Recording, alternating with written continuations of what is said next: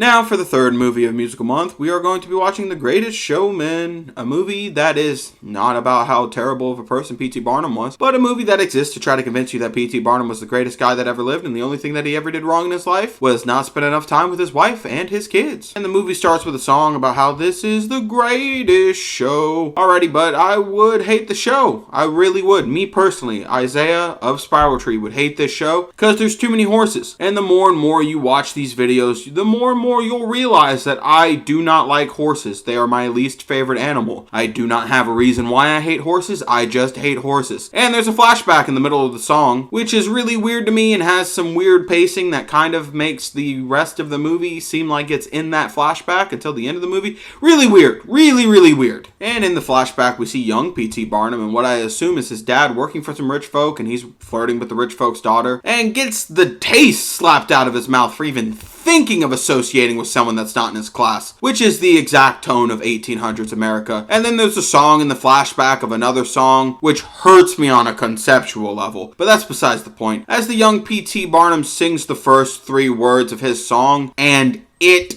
is painful. And as the song plays, they break into a mansion of a guy that I assumed is dead, and young Phineas contracts some disease that probably killed the man in the mansion, which he brings to his dad. Good old poor sweet dad dies of the case of the dying off-screensies. A disease that affects 99% of young male protagonists in America media and 100% of young male protagonists in Japanese media. In what feels like a century of a song that's been going on for like 4 and 5 minutes at this point, we end up in what looks like Gaslight Gotham City as they're all grown up, and after 7 whole minutes in a dance sequence straight out of La La Land, we have finally finished the second song of the musical that was inside the flashback of the first song in the musical. We're still in the flashback! And immediately we see that P.T. Barnum's working a dead-end job that goes bankrupt and he gets fired. They have the audacity after a minute of leaving the song that lasted 8 minutes to remind us in the background of the song that we just left that P.T. Barnum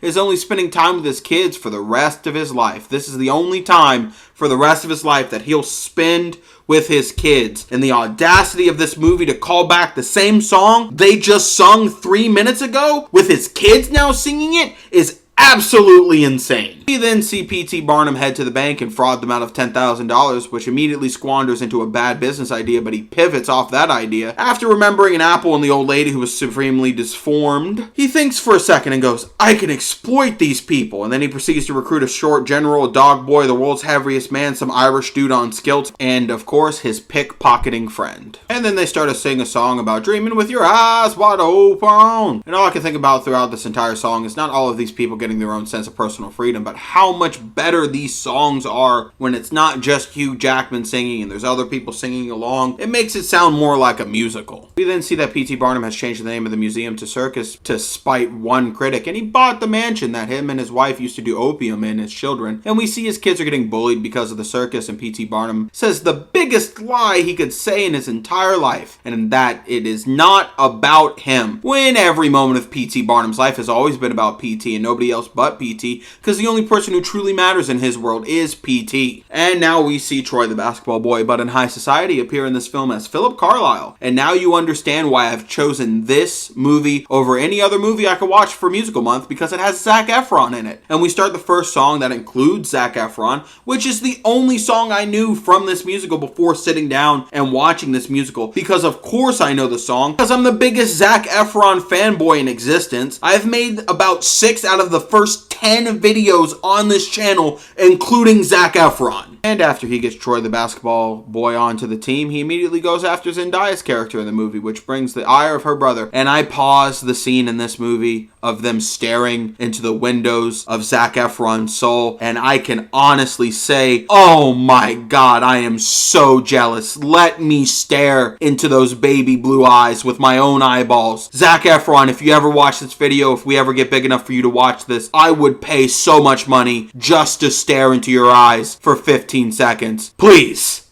Please. And then they get invited to Buckingham Palace, and the tiny Napoleon cracks a joke to the Queen of England that's so funny, but you could look and see the fear on P.T. Barnum's eyes as he knows that that is the only person in the world that he could not scam and fraud himself out of the situation, and they could have all just died in that room. And then they meet Jenny Lind, the most famous singer in all of Europe, and he convinces her to join the team with his patented dumb hamster stare, which he uses constantly throughout this movie. And then Jenny Lind comes to America and sings a song about how greed is bad, and no matter how much greed you have, you'll never be satisfied. And it's literally the story of P.T. Barnum's life, to the point where even in the movie that's here to glorify P.T. Barnum, you can see the actress who plays P.T. Barnum's wife realize some stuff about P.T. Barnum that P.T. Barnum doesn't even realize about himself. And even his freaks realizes stuff about P.T. Barnum that P.T. Barnum doesn't care about anyone else besides P.T. Barnum, and P.T. Barnum's just going to do what P.T. Barnum wants to do until you get sick and tired of hearing the words P.T. Barnum coming out of P.T. Barnum's mouth. And then we see P.T. Barnum's in-laws throw mad shade at P.T. Barnum to the point where P.T. Barnum kicks them out and P.T. Barnum's wife leaves, and P.T. Barnum doesn't care because everyone else is giving P.T. Barnum compliments. Are you tired of hearing me say P.T. Barnum? Because I'm not done saying P.T. Barnum yet.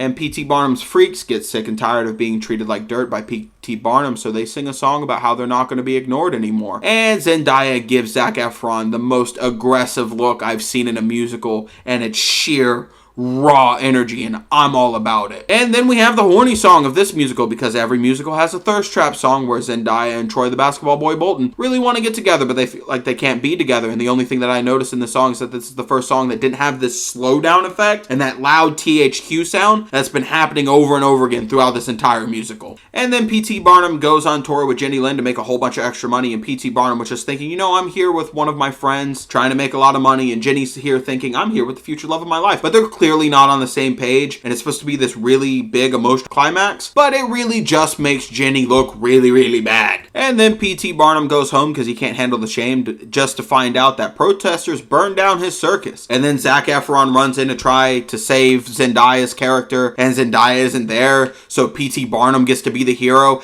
as he's scared what happened to his dad will happen to Zac Efron. He does not want Zac Efron to die from a case of the off-screen deadsies. Then, while Troy the basketball boy is in the hospital, Zendaya has the fakest semblance of what sadness should be as she's sitting next to him, as P.T. Barnum sits down with his rival and sort of commiserates on the remnants of what his circus is. And then he goes home after finding out that the kiss that Jenny Lind planted on his lips, that never really happened in real life, by the way. They just kind of went on tour together, and after P.T. Barnum's relentless marketing, it made Jenny Lind really uncomfortable, and they parted ways on good terms, but that's besides the point. She goes home to her parents after the bank forecloses on the opium house, because of course she would. It's kind of a Chekhov's gun. They put it at the beginning of the movie, and that's kind of how narratives work, and it's the only really good narrative thing that's happened in this film so far. And then the freaks show up at the bar that P.T. Barnum is drinking at, and they all reconcile and they have a little powwow, and then they have honestly the best song in the musical. And Philip wakes up with Zendaya as P.T. Barnum reconciles with his wife Charity, and everything's on the up and up for the old P.T. Barnum. And it's at this point that I realize something very, very important, my viewers, is that this movie came out in 2017, and in 2017 was the last year that the P.T. Barnum Circus did their final show. And there's a lot of time effects in this movie where things are slowing down and you see skips and jumps, and it made me realize that Hugh Jackman, he's in danger. P.T. Barnum is trying to rise up from his grave and use Hugh Jackman as a catalyst to bring himself back to life. And when he brings himself back to life, he will continue the exploitation of these people through his circus. He does not want his circus to die. That is his legacy, and we must save Hugh Jackman from this messed up quantum leap Groundhog Day effect. Do you not care about the Wolverine? I care about the Wolverine. I love Wolverine very, very much, bub. And we must save him. We must figure out how to time travel and stop the dark magic that P.T. Barnum is using to try to resurrect his soul from the 1800s. We must stop the capitalism agenda from taking up and rising again. We, the people, must protect our Australian friend. And this has been Spiral Tree Entertainment. If you liked the video, please comment down below. Hit us subscribe. Hit us with a like. Follow us on all our social medias, and we will save Hugh Jackman. And I'll see you next time.